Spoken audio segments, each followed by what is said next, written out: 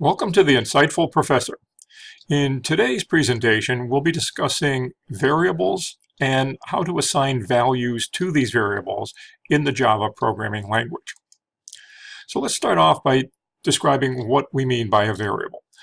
We say here that a variable associates a name, which we refer to as an identifier, with some memory location. What will happen is when the program executes, a value will be stored in the memory location. We'll operate on it in some way, perhaps change its value. And what this means is over the course of the execution of a program, the variable will assume different values. That is, the values will vary, hence the name variable. Now, how do we access this? We can access this symbolically by using an identifier. Rather than having to worry about what is the actual address within memory where this value is stored, we introduce an identifier that's associated with any reference to that storage location. This is accomplished when we declare a variable. So an identifier in Java consists of letters or alpha characters, digits, numeric characters, and certain special characters are allowed, such as the underscore and the $sign. When you declare an identifier in Java, we say that it must not start with a digit. It really should start with an alpha. There are situations where it could start with a special character, but we're effectively going to ignore those and just focus on what an application developer would typically do. So therefore, we're going to start with an alpha. The identifiers in Java are said to be case sensitive. So for example, we're showing you here three different words for rate, all lowercase, mixed case, and uppercase. These three identifiers are distinct or different identifiers in Java due to the case-sensitive nature of this language. So a variable in Java has to be declared before it can actually be utilized. This is different than might exist with or might occur with some programming languages, but Java requires that you first declare the variable, then you're free to use the storage associated with that variable. So you just can't bring it into existence dynamically or on the fly. It has to be pre-declared or pre-allocated. So to declare a variable, this informs the compiler of what kind of data will be stored in that memory location. And it also says what kind of operations will be performed on that data. Now, the syntax is presented here, showing us that we would specify the data type, then the identifier.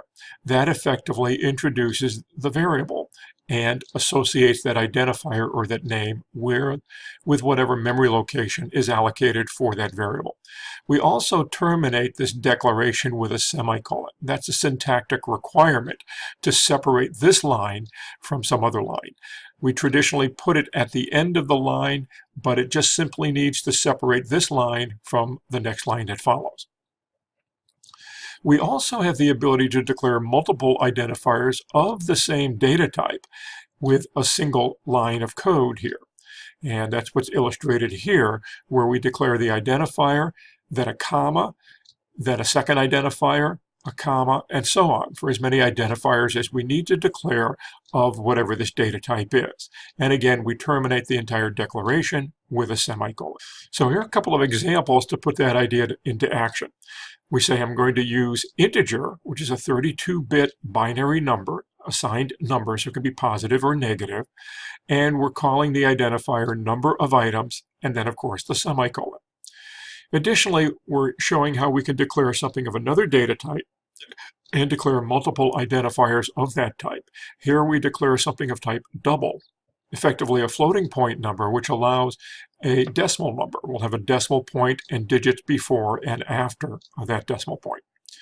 So we have unit weight, then the comma, and then total weight. Two identifiers, both declared of type double, two decimal or floating point values. Now a variable may be declared anywhere within the program, provided that it's declared before it's used in some kind of an operation. So we want to make it clear that good programming practice, good coding practice, would be to declare your variables in a consistent manner. Don't just scatter them throughout the program. But what we prefer to advocate here is the idea of declaring the variables in the same location within your program, so that we can see, if we're reading the code that you've written, we can see where the variables have been declared, and nothing is going to kind of skip our attention. So we suggest that you put these at the start of a block. So the block in which the variables are to be declared, declare all of the variables up front to get that out of the way, and then it provides an easier way for someone else, a person, to read the code and understand it. So identifiers effectively are programmer-assigned names. That means we get to specify what these names would be, but we also want to adhere to good coding practice. So the identifiers should be meaningful or descriptive, providing some kind of indication of the purpose of this variable. That is, what are we going to put into this memory location? Not just it's a number, but what does that number signify? For example, if you have identifiers such as X, Y, and Z, they don't really tell you what these values are going to represent. They could be declared as integer, double, or whatever, but it doesn't really tell you what that integer, that double, or whatever, what it really means. So let's say we declare these things as height, weight, quantity. These are much more meaningful or descriptive identifiers, which provide some insight to the reader of the code as to what these values represent, the semantics, the meaning of the data stored at those locations. Now, in Java, we have what are called primitive data types. There are 8 of these, and the idea is that these are already known to the compiler. So what we're able to do is to declare a variable of one of these types, and we can immediately have the compiler allocate storage for us.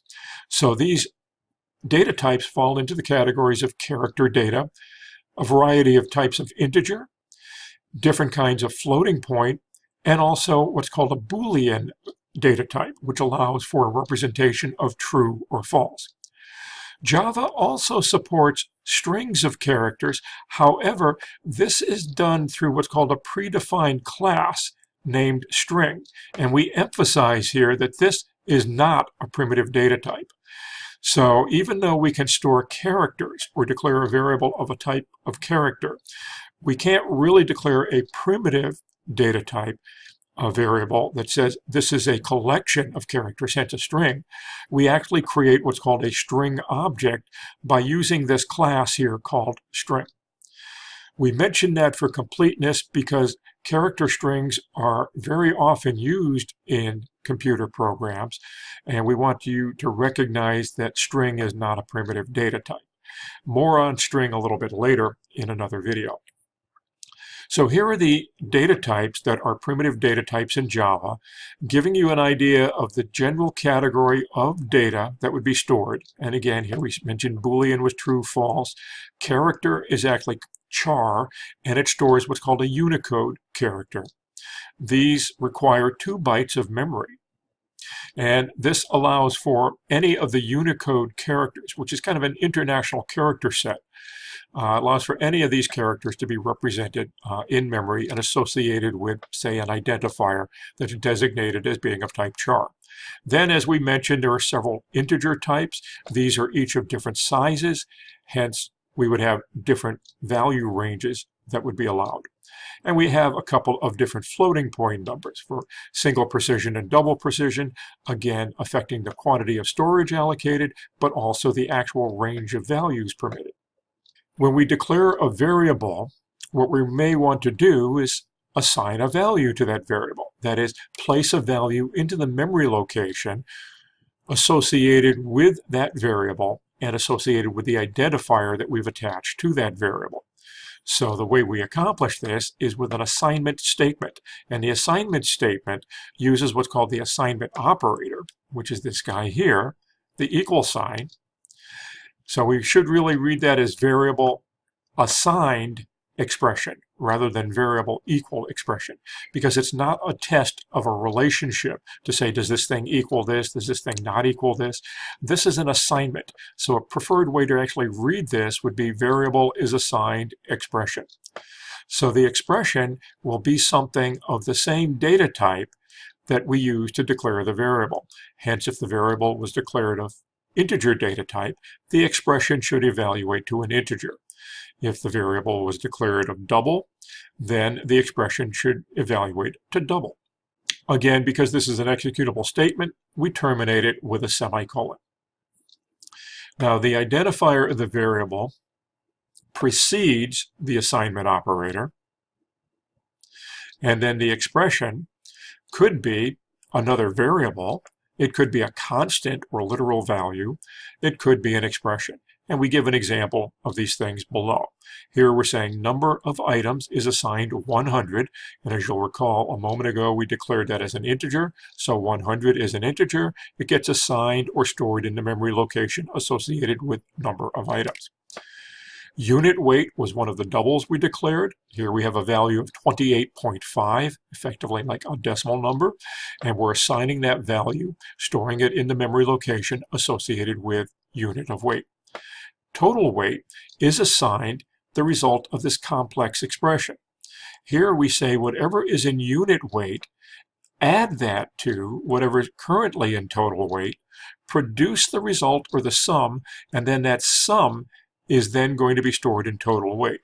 So notice the same identifier or the same variable, total weight, appears on both sides of the assignment operator. So what we have here is an expression that first gets evaluated, and after it's evaluated, the result gets placed into total weight, overlaying what was previously stored there. So the assignment statement working with primitive data types works in this way. The expression will first be fully evaluated, and then the variable designated on the left side of the statement, that is preceding the assignment operator, will then be set to that value. That is, the memory location associated with that variable will then have the expression's value stored there. And again, we looked at this just a moment ago. Same statement here. Now, when a variable is declared, if we go back and look at the way we declared our variables a couple slides back, we said I declared this thing called number of items of type integer, but I did not assign a value to it at the time it was declared. Such a variable is said to be uninitialized because we did not explicitly assign an initial value to the variable. It turns out that in many cases, but maybe not all cases, Java will automatically assign a default value. Now, that's probably not best practice to just let the compiler assign a default value, because someone reading the code may make some assumption as to what that default value is. They may not be familiar with what the default value is, or they may just not realize that it has been assigned a default value.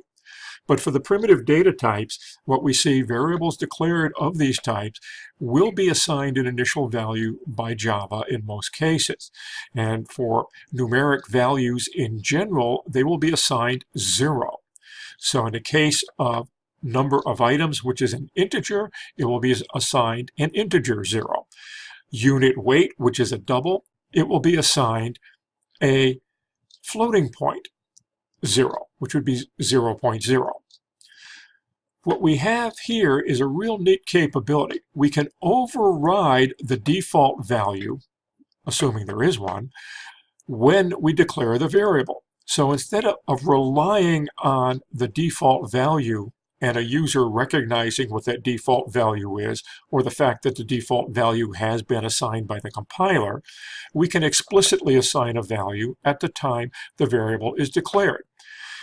The syntax then would say, here's the type, here's the name of the variable, the identifier, here's some expression, just the same as what we looked at in the assignment statement a couple moments ago.